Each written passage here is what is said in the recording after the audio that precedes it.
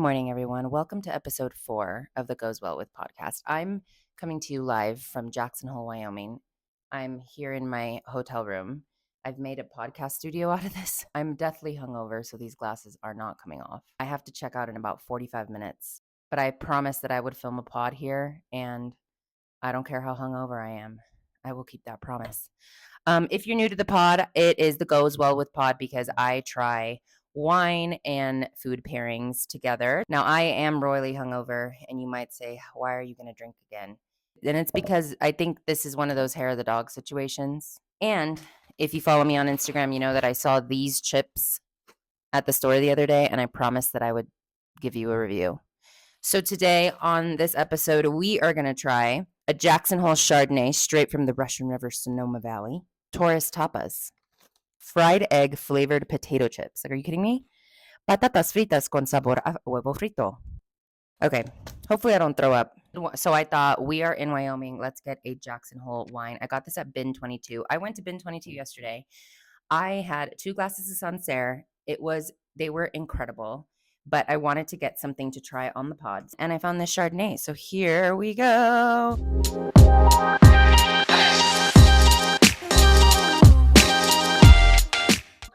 Oh my God, the smell of this is like, cheers. Okay, smells like a Chardonnay. I might hate it, but let's see. Oh, I don't hate it. It is definitely a very classic Chardonnay. It has, usually I feel like I don't love Chardonnay because it has a really strong buttery note, and this does not. It's very, very, very light. In fact, I feel like it's more oaky. I don't know much about this wine. I'll do a little bit of research later and let you know, but this is a wine with altitude.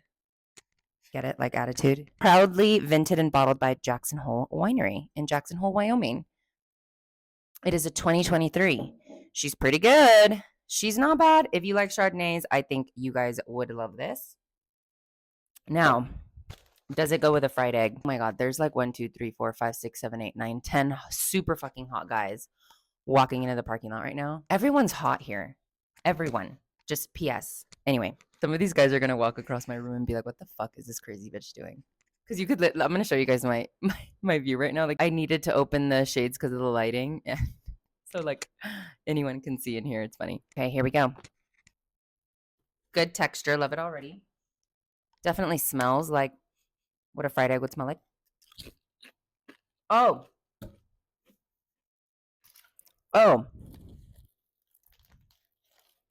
Okay. Oh, all right.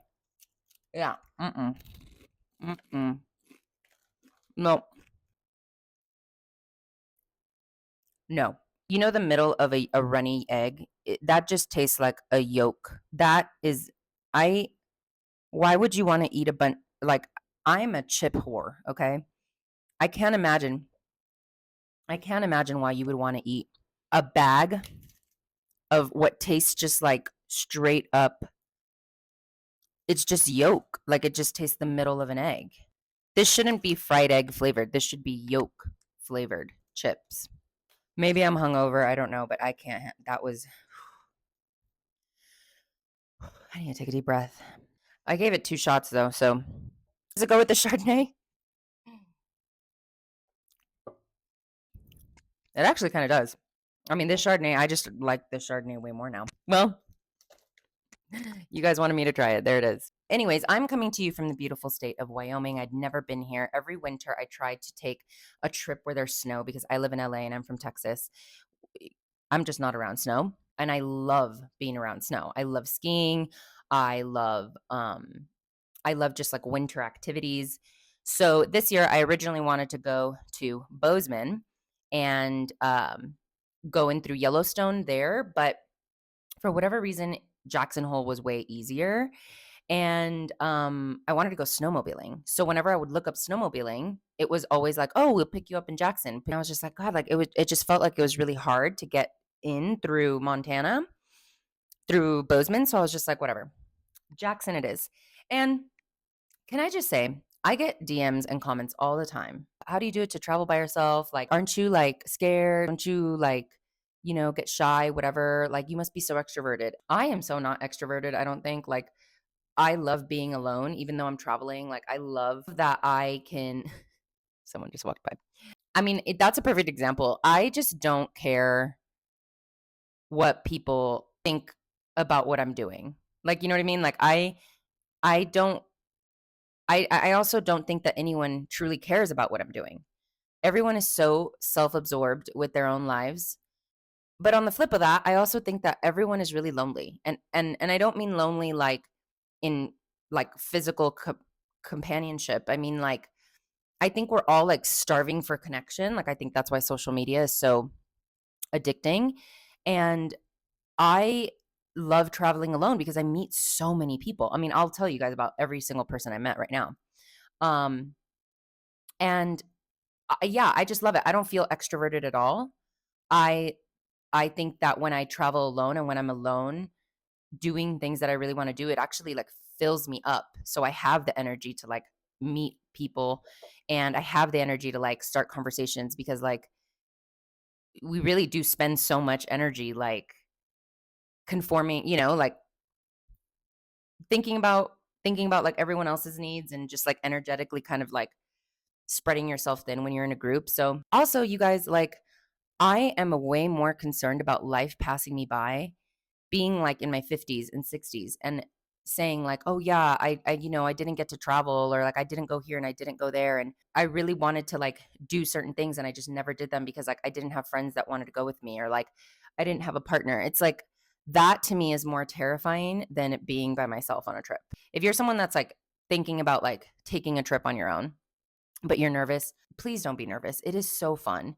I mean, go to an area where, like people are also vacationing. So that way it's like you're more likely to meet people that are also like kind of open to meeting other people that are like-minded. And just remember, like, this is your life and everyone is really starving for connection. When you're out there and you start a conversation with someone, just stay really curious, and be open, and especially if they're like not a type of person that you would have in your friend group. It's all about mindset, I think, when you're traveling. Do what you want to do, make your own little schedule, but also kind of keep it light and go with the flow. And um I think your energy and your mindset and how you like approach, you'll attract someone with the same vibe.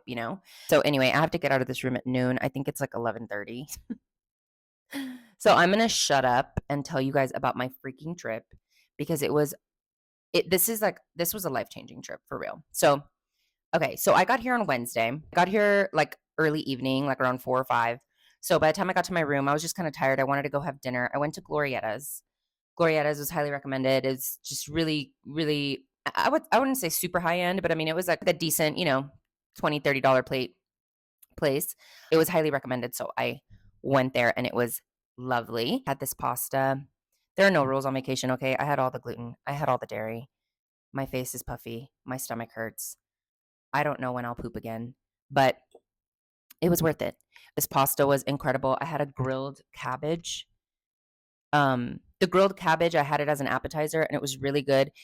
I actually feel the chef is not asking for my notes, okay? But I actually feel like the naturalness of the cabbage was kind of lost in the sauce, literally lost in the sauce, because they put like a marinara over it. But I mean, you guys, if you've never grilled a cabbage, real quick tip: get your cabbage, cut it in fourths, lather it in olive oil, lemon, salt, pepper, throw it on the grill, and that's literally all you need. It is chef's kiss, so good. But anyway, I had an old fashioned that was made with orange bitters, orange and cinnamon bitters that they make in house. Also, I feel so dumb for not knowing this. Did you know that bitters is Everclear? I didn't know that. The bartender like taught me about it. I was like, oh. So yeah, that was amazing. And then after that, I had a glass of Vermentino. This Vermentino is a white wine. I'll pop it on here. It is so good. It was so good. I'm becoming a white wine girl. I'm usually like so into reds, and yeah. Anyway, this Vermentino was so good. If you want a white wine, highly recommend that. So yeah, I had dinner. I sat next to a man from LA actually, and he was a pilot for United. He worked for 37 years. I'm trying to hold it together. Okay. Whew. Being hungover in the altitude, you guys, it's not for the weak. Anyway, okay, focus. Right. So, Pilot, he was so cool. We gabbed and just talked about food. He was such a foodie. And, it's so funny. Again, staying open in conversation. Something that I really think about all the time. If you're new here and you don't know me, I have many talents and I have many interests. And I'm pretty decent at a lot of things. And it's been really challenging with that growing up because I don't know what to do. I don't know what to focus on. And I feel like I'm never really good. Like I'm never going to super excel at something because I like just move on to the next thing at some point. I'm trying to get better at that, but I always get really jealous when someone's like, "Oh no, I knew exactly what I wanted to do and I did it and I've been doing that forever." And he is one of those guys. He was in the Navy. He, then is now a pilot and has been doing that forever. And he was telling me so much about how like he's always been super interested in food and wine and how he wants to like start like these really fun communities where there's dinner parties and people come over and everyone makes dinner together. And like he was telling me about like flatbreads he makes, and he was like telling me about this amazing burrata. And he lives in Hermosa Beach, so we talked about like restaurants there. And I just thought it was so cool that like he's now wanting to venture out into this food world. Meanwhile, I am in the food world, so that was really cool to talk to him about. But he said something that was so interesting because I kind of told him, a little bit what I do. And I always get really shy when people ask me what I do because like I say like I own a food business. And then they're like, "Oh, well, what are you doing in LA?" And then I'm like, "Oh, well, I'm an actress." And they're like, "Oh, really? What are you doing?" I'm like, "Oh, well, yeah, but then like I'm also like a trainer." And oh yeah, and then so like I taught yoga for a long time. Like I never know what to say because I'm all of these things simultaneously. I am shy about it because it just doesn't feel like, I don't know. I feel like it makes me seem like kind of flighty and basic. And but he said he was just like, "Wow," he's like, "That's so cool. So you just like do everything you want to do." And I was like, "Yeah." And he was like, he's like, "I'm so jealous of that. Like I'm gonna be 60 and I'm barely like expanding into food and I wish I got into it earlier." And I was just like, "No, what do you mean? Like you did something you loved forever. You're an expert now. And then now you're like, you get to like pursue this passion with like no worries about like money and, like you just get to do it because it's fun." And so I don't know. I mean, it just shows you that like our perspective is we all have blind spots. And like for me, like I don't think it's super cool that I bounce around from thing to thing, but he does. And he doesn't think it's cool that like he got to be an expert in one field, but I do. So it was just like an interesting conversation. So then day 2 comes along. Okay, this is why I came here.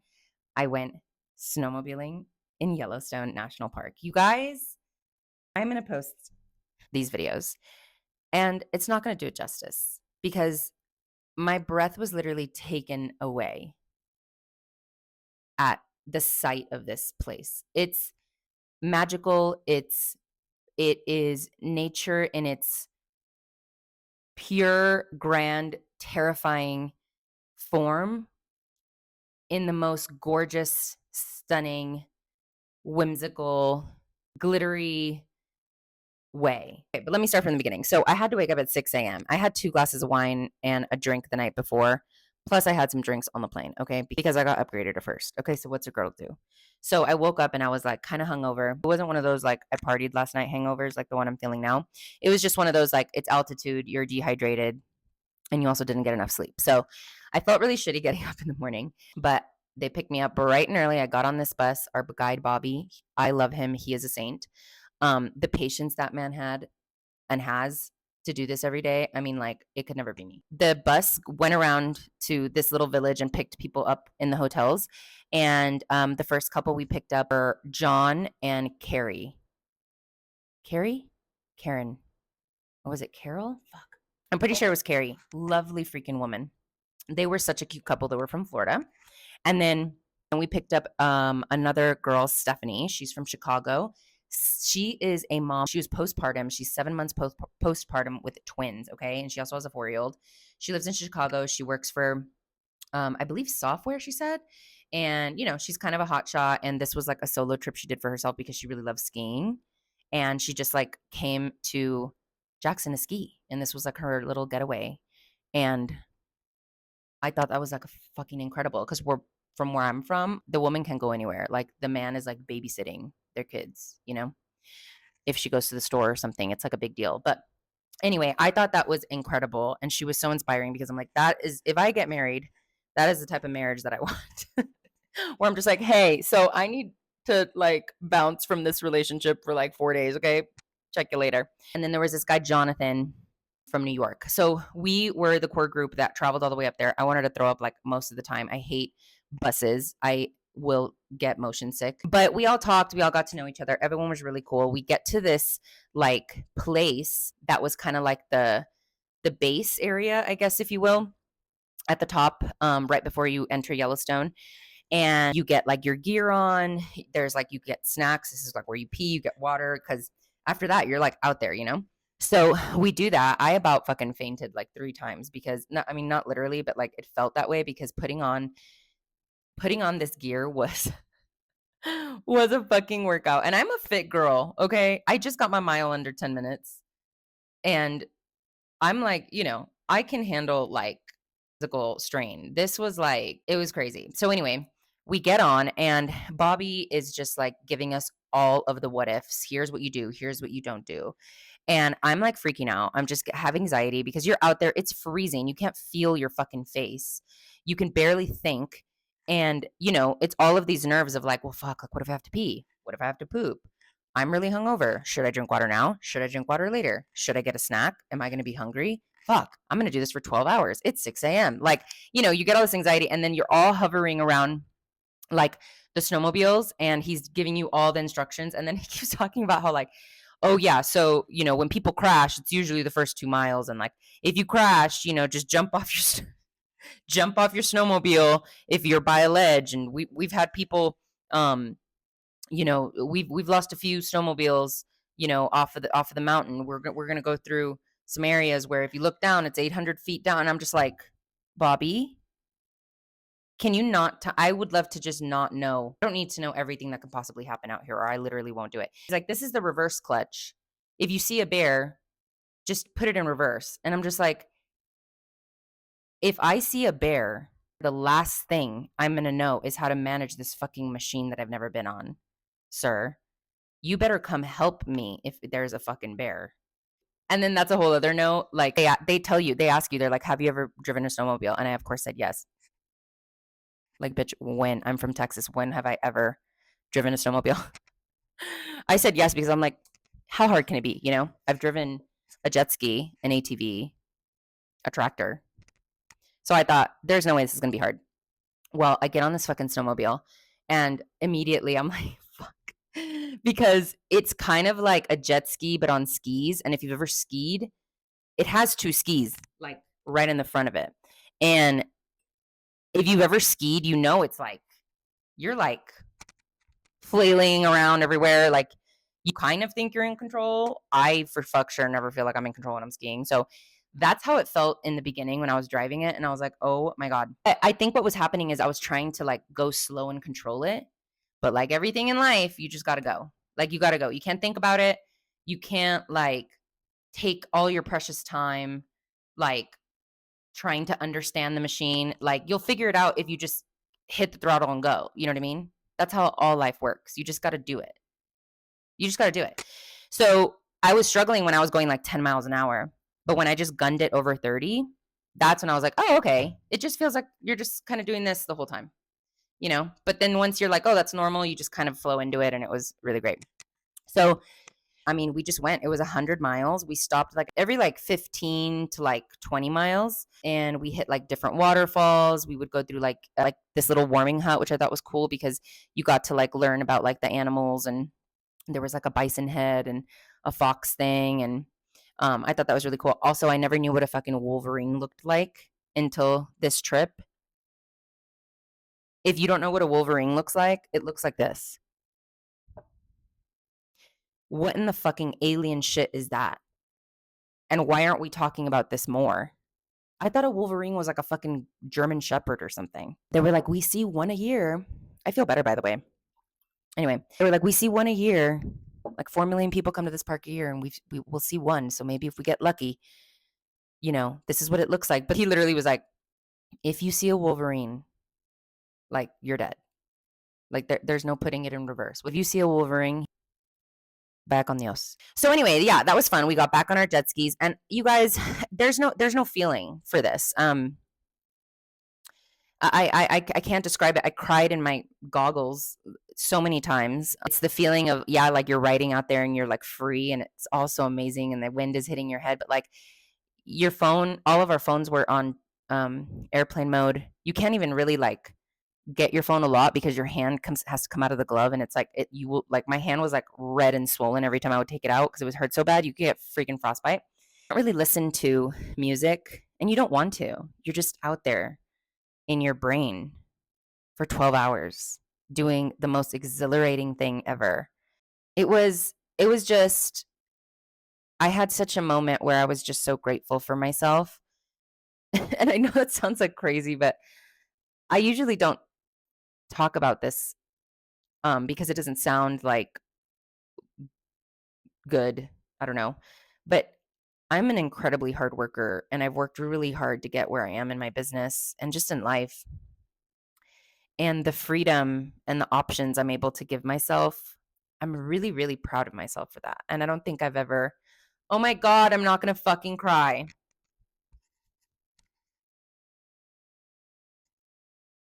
I just don't think I've ever said that out loud, you know? But when I was out there, I just had this moment of like, you're like, all right, you're more than all right. Like, look at this. Look at what is going on right now in your life. Like, you've been through so much shit. And like, yeah. And I'm not talking about like the money. I'm talking about like just like the work I've had to do on myself to get past certain hardships of being alone and living alone and running a business on your own. Um and trying to like make it out in LA on your own, and um but also just the self-work in yourself that you have to kind of do too, to like be okay with doing things like crazy things like that on your own, you know? I just, as a little girl, I never thought that I would have experiences like this. And I didn't think that I would be the one that would give them to me. And I think I just had like I just had such a moment of clarity out there. But anyways, it was incredible. It was more than incredible. Um, it was really hard on my body physically, for sure. On the way back, I was standing up a lot on the snowmobile because woof, it was rough. Your back, your core. If you ever go snowmobiling, make sure you take some stretches. I wish I would have stood up earlier on my snowmobile because I was basically sitting the whole way there. But then on the way back, I was standing up a lot. Saw bison. We saw coyote. We went to these like hot springs and glaciers. I don't know. I have like two brain cells. But it was really cool to learn about that. Everyone in the group was just like such a good group. We all like exchanged numbers, and it was just a really fucking cool experience. I highly recommend it. If you want information for this particular tour, I will give it to you. Please DM me, put it in the comments. Okay, I have about 3 more minutes. I have to wrap this up, but I made a vlog about that day. I'm still going to post more because I have more content that I haven't uploaded. So if you're not following me on Instagram, please do that. Let's talk about yesterday. I met so many cool people yesterday. Yesterday was like my roam around day. And I started off at this bar where this man ended up buying my drinks. I didn't even talk to him. He didn't even say hello to me. I was there editing the vlog, and I went to cash out. The bartender was like, "Oh, that man actually bought your drinks." I was like, "Oh my God, okay." The bartender was also really cool. He was from Romania. One fun fact about Wyoming, actually, a lot of the service workers here are foreign. And I mean like a really Eastern European. I met a Polish woman, thick Polish accent. He was from Romania. I met another girl that was from Iceland. Like, what? Like, I know that's not Eastern European, but where was, and then I met a Russian guy at the brewery. He was really cool. So yeah, I don't know, just like really interesting, just service. I wonder what that's all about. I'm gonna maybe do a little bit of digging, but as you can imagine, not a lot of colored folk out here. I think I've seen maybe like 4 Black people and me in this town. So anyway, okay. Turner was really cool. He was from Romania. He is a wildlife photographer. He showed me some of his photos, and I mean, incredible. Then homeboy bought me drinks. Don't know who he is. The bartender ended up telling me that he was a manager of like a steakhouse underneath $1 Million Bar, which I thought was So sweet. So ran into a little bit of luck there, and then walked around, went to some antique places, was trying to look for some jewelry because I always try to buy jewelry whenever I'm in a new place, but I didn't love anything. Oh, and then after that, he recommended that I go to Snake River Brewery. I hope I'm get that right.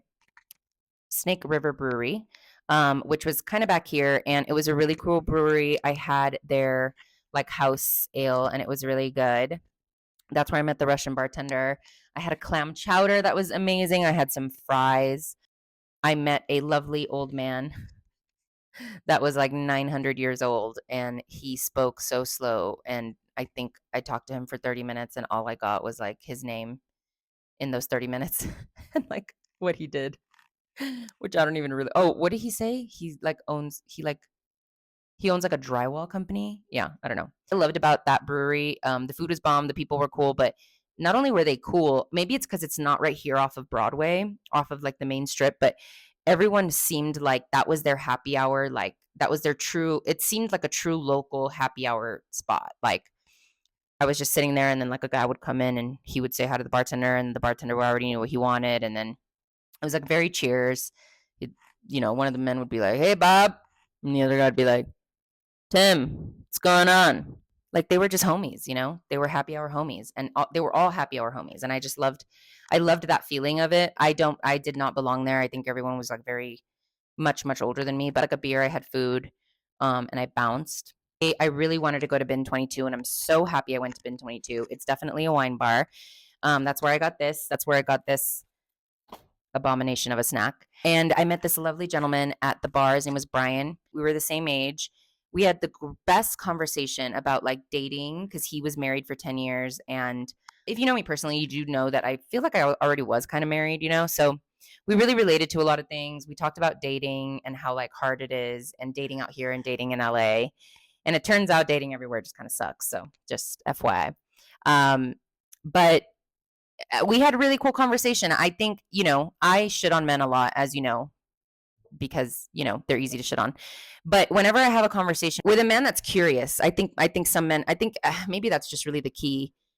I think when a man is curious, that's it. That's all we need. I think for men, if you're listening to this, and you're probably not, because I don't think men are really my demographic here for this podcast, but I think a good conversation with a woman, and if you want a woman to be interested in you, I think you have to be curious. Like that's what makes a good conversation. At the end of the day, between two people, that's what makes a good conversation. But I do think in dating, that is what it is. Like I left the conversation feeling like, oh, that guy was so cool, and like I never feel that after a conversation with a guy. That's mean to say, but it's true. Anyway, so he was really awesome. We had 2 glasses of Sancerre. I love Sancerre.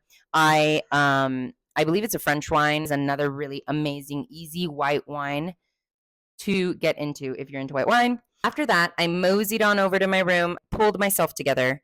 I got dressed, and this is like my night to be out on the town. So I went to Silver Dollar Bar where I wanted to eat. It was super jam packed. It's in the Wart Hotel. It was so packed. It was like literal like spring break in there. I was like, whoa. It was very white, like very, very white. I was like, I had these elk sliders. They were incredible, who were recommended to me by this woman, April, that I met. She's from South Carolina, and she spoke like this. And girl, she always said, listen, listen, listen the whole night. I would like ask her something, and she'd be like, listen. And I'm like, oh, I love her. I loved her. I was like, she was like, what are you doing after? I was like, I'm going to $1 Million Bar. And she was like, oh, fine, twist my arm. I was like, okay. So we went to $1 Million Bar. It was so crowded in this bar, you guys. Oh my God. But I can't tell you, I've never seen hotter men in my life. They're all 9,000 feet tall. They all have beards. They all have muscles, but not like in a perfectly curated, like LA way where they do like back, chest, buys. No, these men, like you can tell they just like pick shit up and put shit down for a living. And that's why they look like that. Okay. I am never a woman that feels like activated, by men. Last night I was like, I didn't know how to handle myself. I truly didn't. But anyways, I just had a classic raunchy night. I drank too much. I took shots when I shouldn't have. I danced with like a bunch of guys, none of which I thought were attractive. I think like I don't know why, but like I think hot guys don't like me. I don't know. But the best part of the night is that I met this couple that like hugged me and included me in their table. They are Doug and Angela. Doug and Angela, if you're watching this, I love you. I will die for you. They are just they are the epitome of like what you want you and your partner to look like. Like they are just the epitome of like that couple that is just so fun. They're fun. You could tell they're fun separately. You could tell that they're fun together. They know how to have fun. I do think knowing how to have fun is a skill, and they have it. And I think that's important in a partner. Definitely for me in the future, I need a fun person. They were just so sweet, and they're coming to LA, and we're going to be besties. And it also showed me that this is their second time around. They're engaged, and they were previously married before. So if you're in a shitty marriage out there, fucking get out of it, because your current husband is getting in the way between you and the love of your life. Okay, that's what that proved to me last night. So, anyways, I got home. I think I fell like twice because I just couldn't. I was wearing like these boots that I should not have been wearing. I went across the street and got like bagel bites because I was starving. They had bagel bites across the street. I was like, fuck yeah, I'm gonna have bagel bites. So I had bagel bites in my room at like 1:30 in the morning. Um, and now I feel like death. But I made it to the pod. I always had my mom in my ear, like whenever I was young and I would party, and the next day I didn't want to go to church. She'd be like, "Bitch, you're going to fucking church," and I would be at church all hungover the next day. And this is what this reminded me of. Like it reminded me of like, "Tu querías salir, cabrona," and I did. But I still got up and I still recorded this pod. And now I'm probably going to be charged a late fee because I'm supposed to be out of this room in 1 minute. And as you can see, that's not happening. Thank you for watching. I will catch you in episode 5. Love you guys.